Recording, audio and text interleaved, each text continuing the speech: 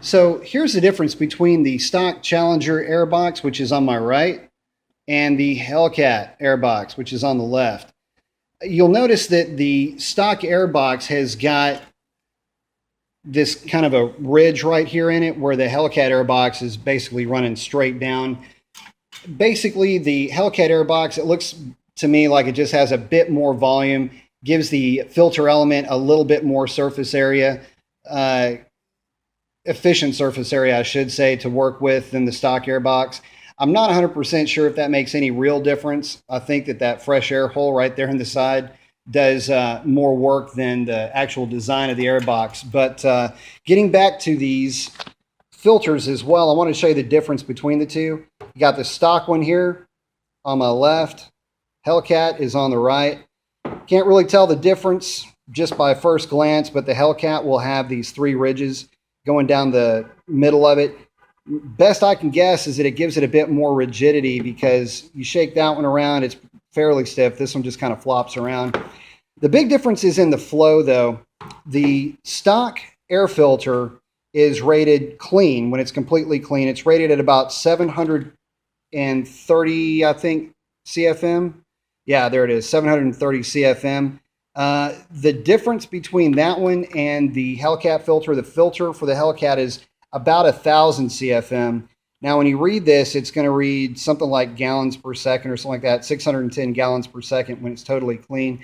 Basically, if you do the math, if I did my math right, this one's about 1,000 CFM. When it's dirty, it flows about what this one does when it's clean. Now, getting back to this felt connector, the one that goes from the headlight to this actual airbox. Again, the complaint is that it doesn't seal very well when you hook it up to the actual headlight. So what I wanted to do is I wanted to grab that coupling and just put that coupling around the headlight.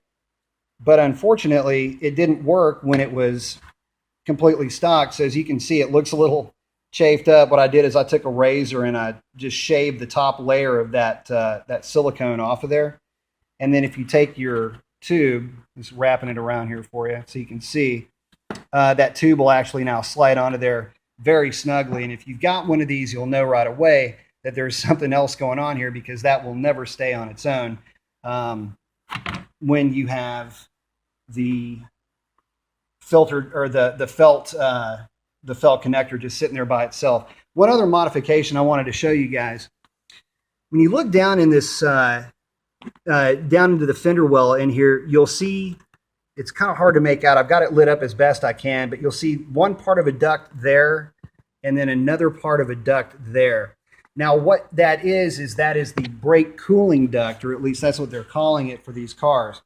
This is the center section of that brake cooling duct, and what I've done is I've opened up the hole on the side. There's some kind of a divot in this thing. You can kind of tell from where I've cut out where that divot was. And I guess it's for clearance. I'm not really sure, but there's nothing in there for it to clearance. So what I've done is I've kind of made this into a dual purpose piece. I've opened it up to allow more or less a fresh air inlet for the bottom of the airbox, as well as the one for the headlight. So I'm hoping this is going to do a little bit of good as far as keeping those intake air temps down a little bit, but we'll see. Question you might have is, will you still get air through the thing to cool the brakes? I'm not really too concerned about that, because this car is never going to see a racetrack or anything like that aside from drag racing. The other thing is water splashing up on the back of it. Again, I don't really see a big issue with that. This thing just kind of sticks out of the back of the fender well. I'd love to show you a shot of that. Problem is, I can't really show it really well right now, mainly because it really wouldn't, you can't really see it. It just basically sticks out of the back of the fender well. It's kind of hard to even tell what it's for if you're not even looking for it. And again, it's not a brake duct in the sense that like the Corvettes have a brake duct where it wraps around the wheel and is focused dead set on that rotor. Not like that at all. It basically is just shooting air out of the fender well. So can't really figure out how the engineering of that works, but I'm sure it's great. I'm pretty sure that if there's any air flowing through that tube, the way that it's set up right now, plenty of air is going to be going from the grill through the tube and out, I think, to focus air on those rotors. But what I've got now is something that will help to direct that cold air up into the bottom of that air box. So what I'm going to do now is I'm going to get this thing buttoned back up. I'm going to show you a couple of things that you're going to need to remember when you're swapping from your old air box to the new air box. And from there, it's going to be a wrap. So I'll be right back. Okay, guys, so real quickly, what you're going to have to transfer from your old air box, which was here, to your new air box, is there is this locating grommet that was here, which is now there. Put a little bit of foam here to kind of mimic this. It helps it from rattling on your wheel well. The other thing is, you'll notice it's not here anymore. There is a grommet with a threaded grommet. That is the threaded grommet that holds the lower box to the front of the car. So there that is right there. Also, when you get these Hellcat air boxes, they do not have any foam at the bottom of them. I use some of that window stick-on sealant with some silicone to act as a gasket for the bottom of the air box to the fender well where it actually makes contact. All right, and there's that middle coupling installed with that portion of the top cut out. And that should be driving quite a bit of fresh air up into that fender well. So that lower box should be getting quite a bit of fresh air.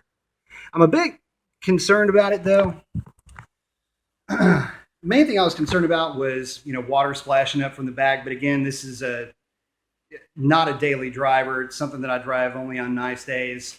Not so much worried about water. But one thing I was thinking about was, yes, it's going to be drawing in quite a bit of fresh air, but that fresh air is going to be not too far off of concrete. Concrete's pretty hot. So it's obviously going to be cooler than what's in the engine compartment, although that area does tend to stay a bit cooler than the engine compartment. I don't think it's going to hurt too much, but I'm not really sure. Again, I'll be monitoring the air inlet temperatures, and if it makes a difference, great. If not, that part's really cheap, real easy to remove.